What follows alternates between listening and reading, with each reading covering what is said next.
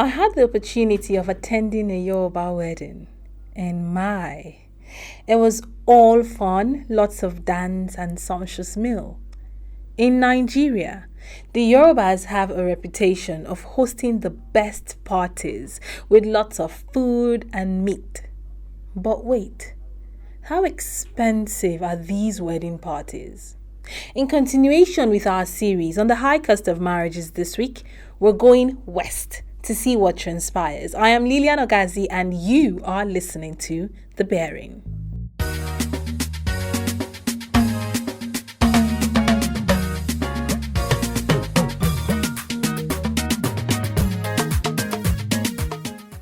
Orí ìyá ẹ̀ bùn ẹ́ lọ́mọ èsúrú kì í yàgàn o. Orí ìyá ẹ̀ bùn ẹ́ lọ́mọ èsúrú kì í yàgàn o. Tó o bá tẹ̀bà sí yàrá o, ọmọ ni yóò bá ẹ jẹ́. Tó o bá tẹ̀bà sí yàrá o, ọmọ ni yóò bá ẹ jẹ́. The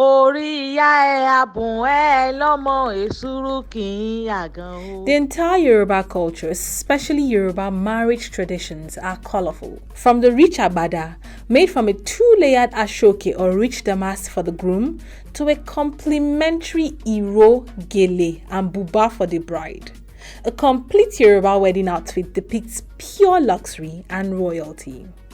A typical Yoruba wedding is an occasion to show the best of everything: style, outfits, handbags, jewelries, and even dancing steps. Beyond the glitz and glams, it's carried out in different stages. What are these stages? My name is Chief Alaba Yusuf, the Akerogun of Akungba Akoko in Ondo State. Marriage is one of the three rites of passage. Yorubas are culturally inclined and they celebrate the right to life, which is the birth of a child.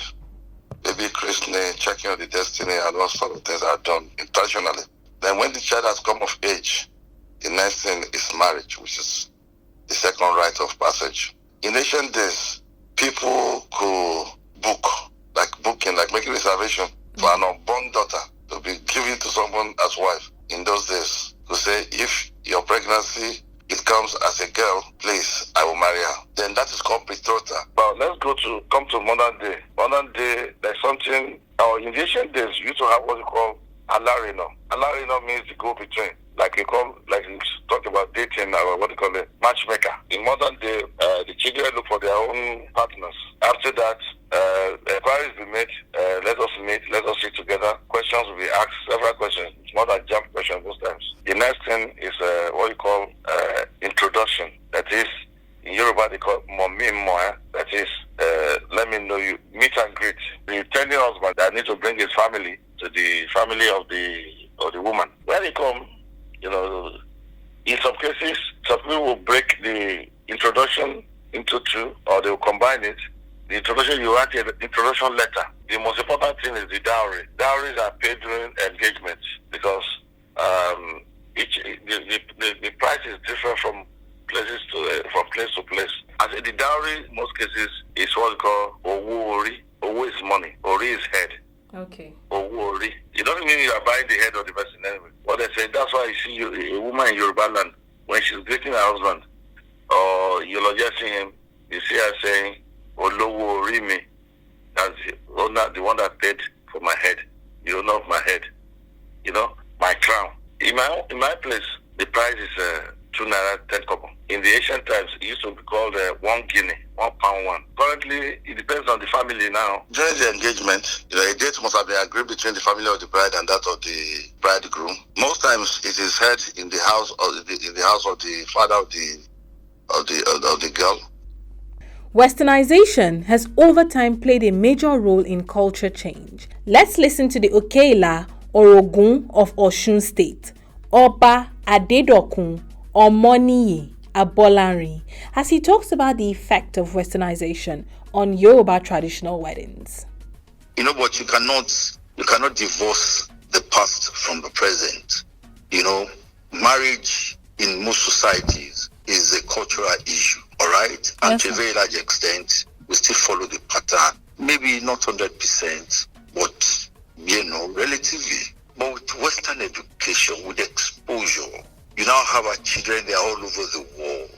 And to a very large extent, Yorubas are natural democrats. They don't want people to impose one's, opinion on them. So with Western education now, everything is comes and probably that's why you have, breakdown in marriages at an alarming rate, because things that were done in the past, hardly do we do them again.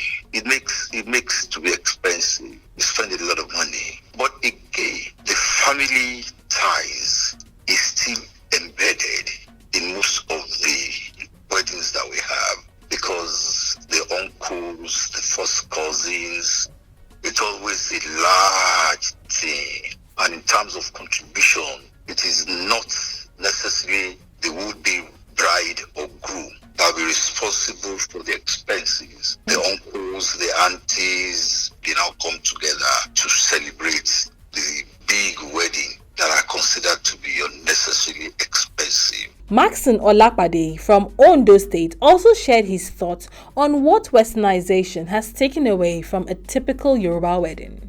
I say it will be the virginity test. Those days there used to be a sort of way whereby it will be tested. If after the wedding night, if the lady is a virgin, there will be a proof of a white cloth with blood stains on the wedding night. Then if the lady is not a virgin, then there won't be such, and it means an half-filled keg of palm wine will be returned to the family of the woman, just to show that the lady is not a virgin. But if the lady is a virgin, the palm wine keg will be filled. So that's a tradition that I think westernization has taken away, and I wish could be brought back. One of the fascinating aspects of a Yoruba wedding is the role played by the alaga. Who she is, what she does, is what we will find out. But just so you know, an alaga is an integral part of a Yoruba wedding. Let's talk to Mrs. Ololade Fashiku, who is an alaga herself. I am Mrs. Ololade Fashiku, aka Lumigold Alaga. I anchor Yoruba traditional weddings. The role of alagas in Yoruba traditional weddings, it cannot be overemphasized. Alagas, they are the masters of Yoruba traditional wedding ceremonies. They can also be referred to as the moderators. We have the alaga Iduro and the alaga Ijoko. Iduro in Yoruba means standing. It also symbolizes visitor. The alaga Iduro represents the groom's family. The groom's family, they are the visitors. Ijoko in Yoruba means sitting. They are the hosts, the bride's parents, the bride's family members. So alaga Ijoko represents the bride's families. The major role of alagas in a typical Yoruba traditional wedding is that they are the spokesperson for the families. They make the intentions of the families known to each other. They stand in gap. They have been chosen to do the talking on behalf of the families. This is in a bid to ensure orderliness. There's somebody that is speaking the mind of the family members. They ensure that the event runs smoothly from start to finish, and they ensure that there is no dull moment. They also entertain everyone. They carry everyone along. I call us the live band and the DJ of the event, because we get to sing various songs. We praise people. And an average Yoruba person, when you sing their praises, they are excited, they are fulfilled, and they are happy. We're going on a short break, and when we return, the show continues. Do stay.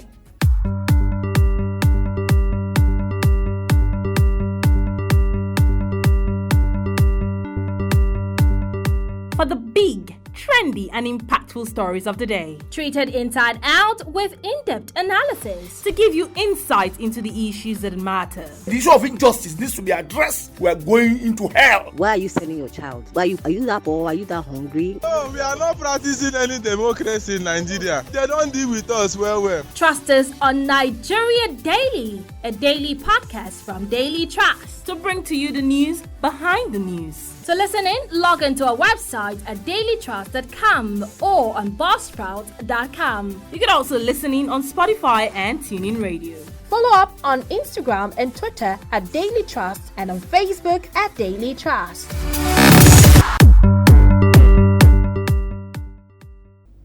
orí ìyá ẹ̀ abùn ẹ̀ lọ́mọ èsúrú kì í yàgàn o.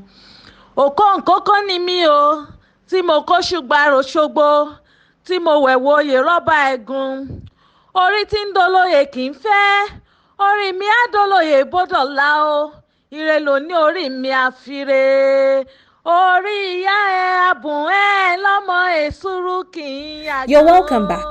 If you're just joining us, you're listening to The Bearing, and we're talking about weddings in southwestern part of Nigeria, that is, Yoruba weddings. Awe Olatunde Ebenezer, who is a soon-to-be groom, shares his thought on the cost of Yoruba weddings, his experience so far, and what traditional rites he would love to be taken out of the Yoruba wedding culture. Awal Suleiman had this interview with Awe Ebenezer. As a groom-to-be, how much have you spent so far in fulfilling marriage rites?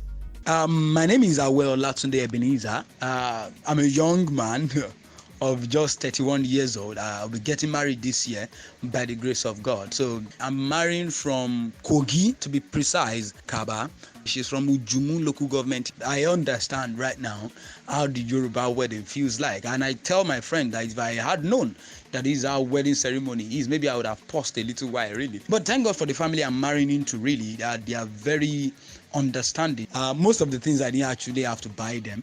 You know, if I tell you so many things my wife did, man, then you know she's the real woman for me. But if we're actually to look at it, how much I would have spent by now, I would have spent over 500,000. The cost of the Yoruba wedding that I want to do, the average cost I put it towards 1.5 million naira.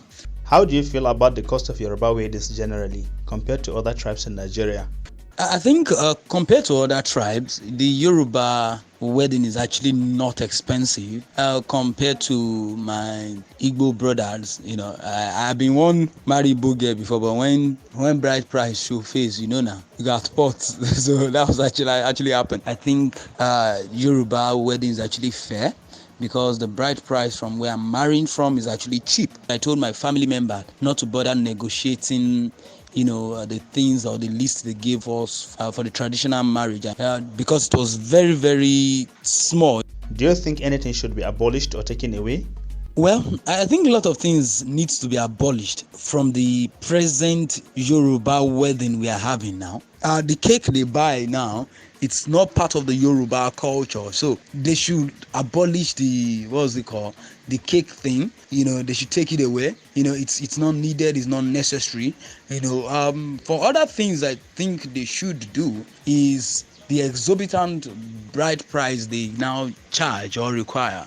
You know, I think this has to start with our own generation. Parents should be the one catering for the marriage ceremony, you know, right. So because our parents are not financially buoyant, they now put the burden on the children to now cater for. Let's hear from Tomi Shola Lomowu, who just got married, as she shares her opinion on Yoruba weddings and her personal experience. First of all, in Yoruba tradition, marriage rite is usually for the groom's family. During introduction, right, like the both families meeting each other, the bride's family would give the groom's family a list of what to get, mostly for the bride. Like they have a box where they put clothes, shoes, bags, jewelry, and all of that for the bride. Is called Eriyawo. That's load for the bride. The list is always specific to the family. The family just decided what they put there. Wedding in Yoruba land depends on the family, so I wouldn't say it's expensive, much affordable. So for me, it wasn't expensive, it was moderate and affordable, because we both came to understand how we want our wedding to be. So it depends on the flexibility of a family when it comes to traditional marriages, especially in Yoruba land. So for us, our parents were quite flexible. They didn't go like the deep Yoruba type of wedding. So it was our church like moderated for us for traditional wedding, so we didn't have to go through all those paying for kneeling down, for prostrating, for not wearing your cap well, for not doing this and that, right? So it was just like straight to the point. And then because the entire wedding was the same day, they had to like cut down a lot of things. Young singles are not left out from this table at all. We had a chat with young single men and women from the West about weddings in the West. Let's listen to Maxon Olapade. Comparatively speaking, I think the average Yoruba wedding is not so expensive. If you were to compare it to for example, the Igbo weddings, it's not so expensive. In-laws are usually understanding, and except if you on your own want to make it big. I think it's fair.